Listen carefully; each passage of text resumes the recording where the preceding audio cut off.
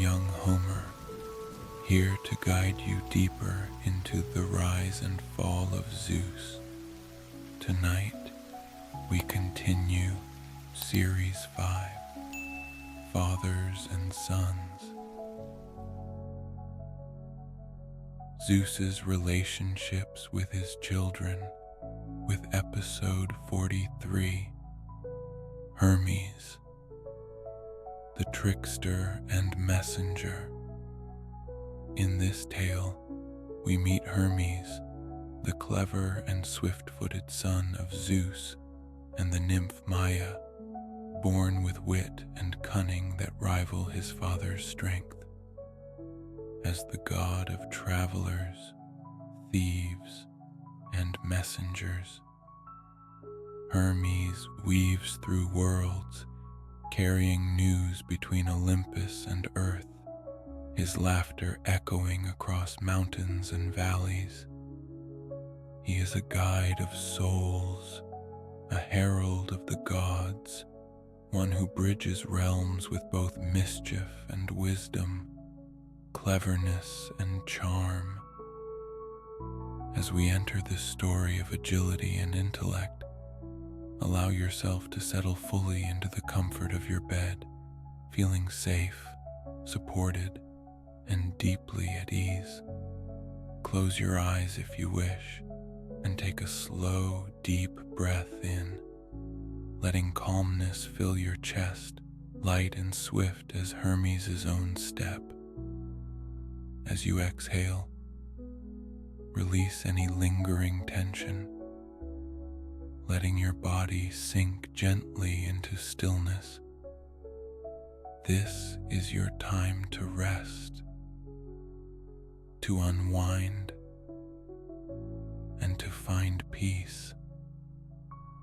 Focus now on the steady rhythm of your breath, each inhale and exhale moving like a gentle breeze, quick and soft, across a quiet meadow. Take a slightly deeper breath in, letting it fill you completely, and hold it softly for a moment. Then, as you exhale, imagine any tightness lifting away, leaving only lightness and ease. One more time, breathe in deeply, and as you exhale, feel yourself drifting further into peace, as though lifted by the wings of Hermes himself. Now, let's guide each part of the body to relax, inviting a sense of calm with each breath. Start with your forehead, letting it soften completely as you exhale. Move to your jaw, releasing any tightness, letting it rest easily. Now bring awareness to your shoulders. Inhale deeply, and as you exhale, let them fall softly, as though they're floating on a gentle breeze. Allow your arms and hands to grow heavy, resting peacefully by your sides. Notice the steady rise and fall in your chest and belly, inhaling as your belly rises, and on the exhale, allowing any last bits of tension to dissolve, leaving you light and free. Shift your focus to your hips and thighs, letting them sink deeper into the bed, fully supported and relaxed. And finally, bring attention to your calves, feet, and toes, allowing them to release completely, grounded and serene.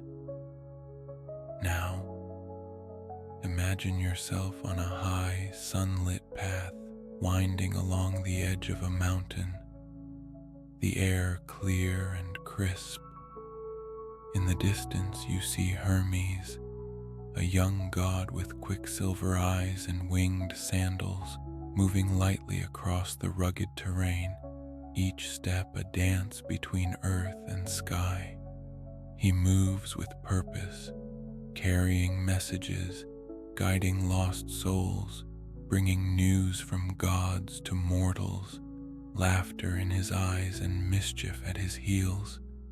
With each breath, feel yourself surrounded by the freedom of the open path, the boundless energy of one who travels all realms.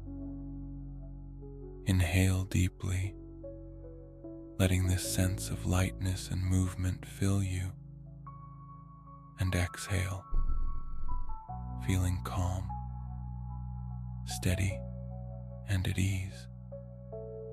With your body relaxed and your me and open, allow the story to carry you into this world of swift journeys and hidden paths, where the trickster and messenger walks between gods and men. Take one last deep breath in and let it out softly. Now, let us begin. Born under the cloak of night, in a humble cave upon the slopes of Mount Selene, Hermes came into the world with an air of mystery, his arrival as swift as the wind itself. The world outside remained unaware of the small secret birth that had just taken place, but within the cave, the gods already felt the stirrings of something remarkable. His mother, Maya, a nymph of the mountains, cradled her newborn son with a quiet smile, sensing the spark of something extraordinary within him. She knew, even before the child could speak, that he would be destined for greatness, though his nature would not be one of peace or restraint. Hermes, in the stillness of the night, opened his eyes for the first time. He was already more alert than any infant had a right to be. His gaze, sharp and curious, took in the world around him with a glimmer of mischief that would come to define his spirit. There was something wild in his heart, something untamed, an energy that pulsed with the promise of trickery and speed. By dawn's first light, it became clear that Hermes was no ordinary child. As Maya nursed him, his tiny hands already moved with a dexterity that astonished her. His fingers twitched as if they were already playing an invisible lyre, and his legs kicked with the kind of speed that would soon become legendary. At just a few hours old, Hermes slipped from Maya's arms and crawled across the cave floor with such speed and grace that his mother, even in her awe, could not help but laugh. Before long, it became evident that Hermes was far more agile than any child ought to be. He could crawl faster than most animals could run, and within days, he was walking, his steps quick and sure, as if he was born to outpace the very winds. His legs carried him across the land, and the gift of speed became as much a part of him as the air he breathed. It was not long before Hermes's legendary trickster nature began to show itself. One day, while his mother rested in the cave, Hermes slipped away unnoticed. A mischievous grin spread across his face. He wandered into the nearby forest, and it was there, amidst the rustling of leaves and the chattering of birds, that he came across a herd of cattle belonging to Apollo, the god of the sun and music. Using his cunning, Hermes managed to steal the cattle, herding them across the countryside with an ease that surprised even him. He hid the cattle in a cave, reversing their tracks to confuse anyone who might come looking for them. Then, with his prize hidden, he returned to Maya's side, feigning innocence. Later, when Apollo discovered the theft, his anger echoed through the heavens, his fury as bright as the sun. But when Hermes revealed himself as the thief, a strange thing happened. Apollo, amused by the child's audacity, laughed. "You are a clever one, Hermes," he said, "and though you have stolen from me, I will reward your wit." Apollo, impressed by Hermes's wit and craftiness, gifted him a golden lyre, an instrument that would become one of the most beloved in the heavens. As Hermes grew older, his reputation as a trickster spread across the land, but so too did his role as the messenger of the gods. His swift feet carried him across the realms, from Olympus to the farthest corners of the earth. His gift for persuasion, his charm, and his quick wit made him the perfect envoy for the gods. He was not only a trickster, but also the bringer of messages, the one who bridged the gap between the divine and the mortal. Zeus, recognizing the value of Hermes's talents, appointed him as the messenger of Olympus, the one who would carry out the gods' will and deliver their words to mortals. Hermes, with his winged sandals and caduceus, became a symbol of speed, communication, and commerce. Wherever he went, he carried the divine authority of the gods, and his words were trusted as truth. Whether delivering messages of peace or orders of wrath, Hermes's role as a mediator was one of great importance. Yet, despite his divine duties, Hermes never fully shed his trickster nature. He delighted in games, in puzzles, in challenges, and in outwitting those who would underestimate him. His actions, though often mischievous, were never without purpose. Hermes's wit and speed allowed him to navigate the complex web of divine and mortal politics, always emerging victorious, always outsmarting those who sought to contain him. Hermes's influence spread far and wide, and he became a patron of merchants, travelers, thieves, and orators. His swift feet and sharp mind made him the god of commerce, and he was revered by those who sought fortune through words or swift action. Yet beneath all his roles and titles, Hermes remained the trickster, a god of paradox, forever straddling the line between order and chaos.